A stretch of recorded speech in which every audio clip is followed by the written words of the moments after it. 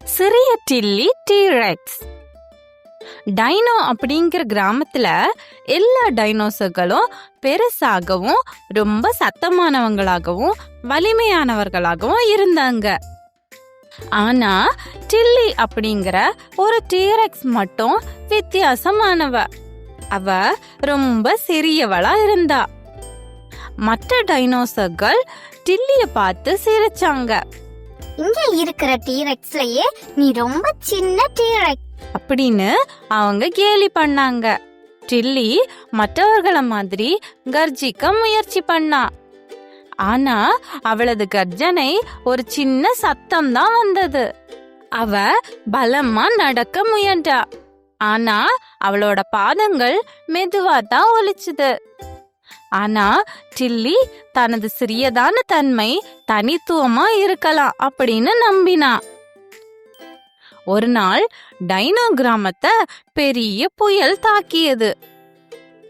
மரங்கள் விழுந்து உணவு குகையோட வாசல மூடிடுச்சு.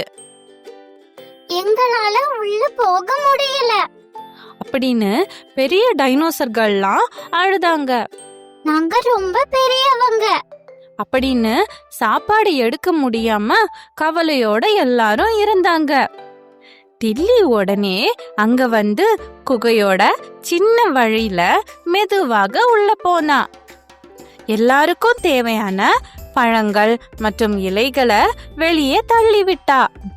எல்லா பெரிய டைனோசர்களும் உற்சாகமா கூச்சலிட்டாங்க.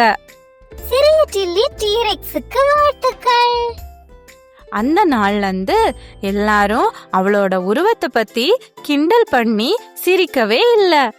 அவங்க அவளை குட்டி வீராங்கனை டில்லி அப்படின்னு அழைச்சாங்க. கதையின் நீதி: சிறியதாக இருப்பது வலிமையற்றது அல்ல. இது மாதிரி தினமும் நிறைய கதைகள் கேட்க என் சேனல் மறக்காம சப்ஸ்கிரைப் பண்ணுங்க.